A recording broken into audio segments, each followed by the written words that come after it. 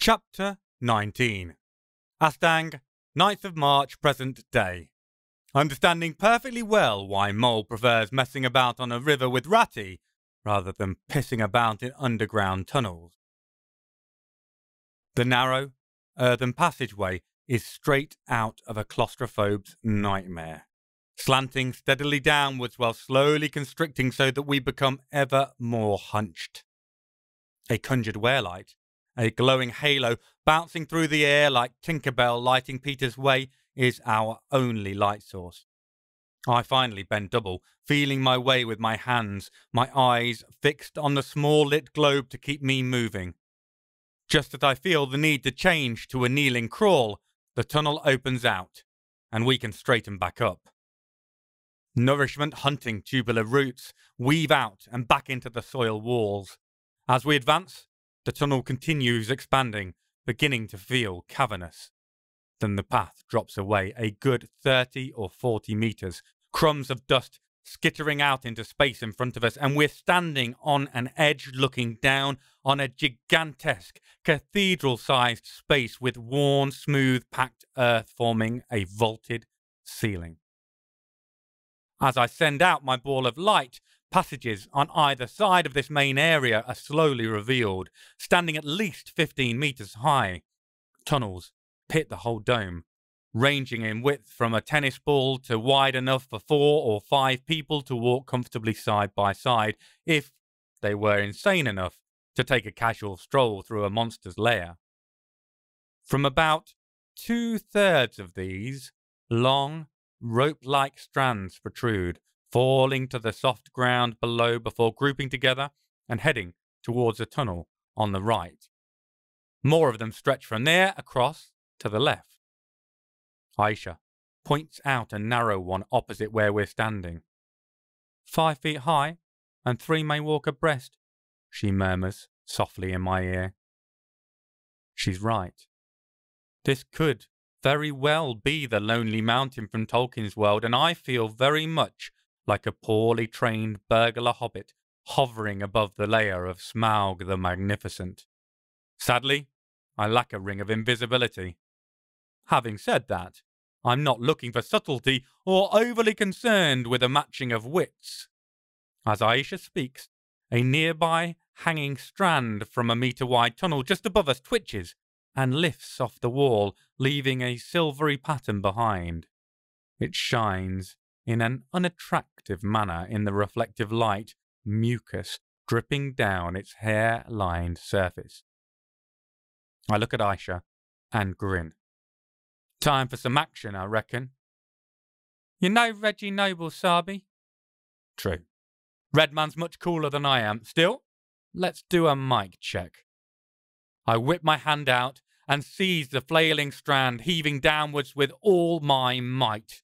The fact that it has already semi-detached itself helps me massively, and catches me completely by surprise. It slips through my fingers and plunges rapidly towards the floor far below, as the end of the appendage, for an appendage it is, falls past me. I grab it again and holler into the central hollow, which is ringed by translucent sucker pads, not unlike those you use to fasten sunshades to a car window, though those don't tend to be dripping with viscous slime. Oi, Lou! A word in your show like, if you please. I let it drop and throw up a defensive shield across the mouth of our tunnel, just in time, as all the tentacles retract, unsticking themselves and launch themselves at us like the 100 crack fist of Kenshiro, a flurrying blur of blows bouncing off the protective orb I cast. The tentacles all screech, sounding like 1,000 demented bats expressing their rage as the grey tendril ends, curled up like fists around the central hole, their sucker pads squashed together, hammer again and again against my protection. After a while, the realization seems to seep in that they'll never reach us. They regroup in a centralized mass, before sliding upwards and outwards to cover the chamber walls and ceilings, sticking in place, but looming and present as the ground rumbles. The vibrations threaten to knock us off balance, and I have to replant my stance to keep my feet. From the enormous ground-level tunnel on our right, Lou Carcoyle comes to find out what is going on. Swiveling furiously, 5-meter ice stalks emerge first from the darkness, the elliptical orbs fixing on us. Vellus hair slicks back from behind the orbs towards the emerging head, which looms over the ground at the height of a 3-story house. Namora arrives next, a yawning black hole, big as a motorway tunnel through a mountain. This is the origin of the ominous feelers coating the room. They're attached around his mouth, in the place of his lips, covering the lower part of his face like a wriggling lithe beard. The shaping of the distended jaw and the way the head joins the body is serpentine, but instead of scales, shaggy brown fur covers it, gleaming in the light of my glowing ball. As Lou slithers out, its shell comes into sight, a Fibonacci spiral on an immense scale. The stalagmite protrusions covering it, perfect for impaling the unwary, are the only things breaking the pattern. It looks like an implausible fossil, some prehistoric monstrosity preserved in a moment for future paleontologists to marvel at. It certainly doesn't look like it should move, carried on the back of a monstrous, snake-like gastropod. The head rears upwards until the gigantic eyeballs, like rounded gondola lifts, peer into our tunnel. It attempts to roar, "Who dares lay hands on us?"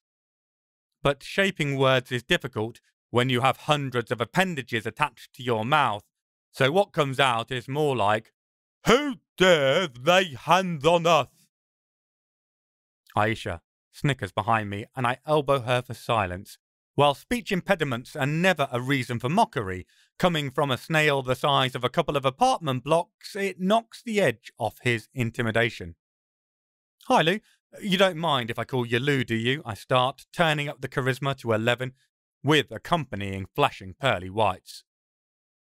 "Not if you don't mind me calling you the annoying snack who keeps talking," the gigantic creature bellows back, clearly not taken in by my charm. "Lou means the in your language, as in the snail. Lou Carcoyle, bloody ignorant food," it continues in a grumbling voice. "No respect for etymology. Call me bloody Lou indeed." I try, starting over. "Look, sorry, inauspicious start, Lou Carcoyle. The main thing is, we're here on a bit of a time-critical mission, and I was wondering if you might help us with some information." 2 tendrils detach from the wall and make exploratory jabs at us, disappointed to find the shield still in place. "Snacks? Coming and asking for bloody information? Do we look like a bloody oracle? Wasn't so long ago they'd have had the decency to run bloody screaming, and now they want to have a chat. Whole species has gone downhill in the last couple of 100 years. No wonder they taste so bloody horrible now. All those additives and preservatives, I should think." Aisha can't help herself. "How do you know about additives and preservatives? I wouldn't have thought you got out very much." The gastropod's tone shifts into an even higher gear. "Oh, now they mock me. Just because I got a bit bigger than you'd think initially and I can't get back outside, they think I'm an ignoramus. Morsels used to do less in thoughting, more digesting. When I could get out, I could tell you, you'd get bloody agoraphobic too if you had humans trying to stab you every time you left your bloody home to eat some of their livestock and borrow some of their treasure. No good telling them it's just you obeying your bloody nature. Don't want to bloody hear it, do they? All swords and those irritating bloody arrows pricking your eyeballs and back to the pit, foul beast. Bloody rude if you ask me. Still," he waves one of his appendages about, "I get to hear what's going on through these, as you seem to know." The pitch and indignation in his voice ups considerably. "Considering you grabbed my bloody tentacle and screamed into it. When I'm not being given a splitting headache by inconsiderate snacks, I can send them outside. Do you know how engrossed humans get with their television series? Far too much to notice a sucker stuck to the outside window so I can listen in, I can tell you. Do you know, I heard a program all about the different types of snails. It was fascinating, I can tell you. But they named an African species the giant snail. Do you know how bloody big it was? The eye stalks seemed to lean forward conspiratorially, sharing an unbelievable truth with us. Bloody 20 centimetres. Call that big? It's bloody tiny. Sir David Attenborough, all respect to him, would have a bloody heart attack if he saw me. Make his bloody career, I would, I reckon. There is a dreamy quality to his voice, which lets me know the reverie he is slipping into is one that he happily indulges. The conversation threatening to edge into the realms of the surreal, I feel the need to pull it back on track. Are you hunting the inhabitants of the town above?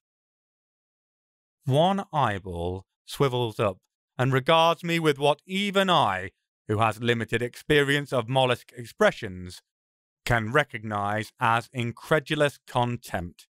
Feeding on the inhabitants? Do you know how many bloody people there are in Astangs? About 5 bloody 100. Know how many of them I could eat before people started getting upset? Not bloody many, that's for sure.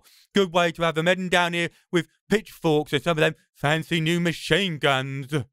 The whole of the visible part of the creature ripples in what I realise after a moment is a shudder. No, thanks, Mr. Food. I don't need much to eat, long as I have my treasure to nourish me. An odd boar once in a while is a nice treat, plus the ancient deal still stands. Anyone foolish enough to walk into my lair is instantly considered food. Like you two, he says brightly, and an additional 3 tentacles lash out at the shimmering energy wall separating us from him. I'm intrigued to know who he made that ancient deal with and whether it was Merlin, but a sudden shout from behind me distracts me.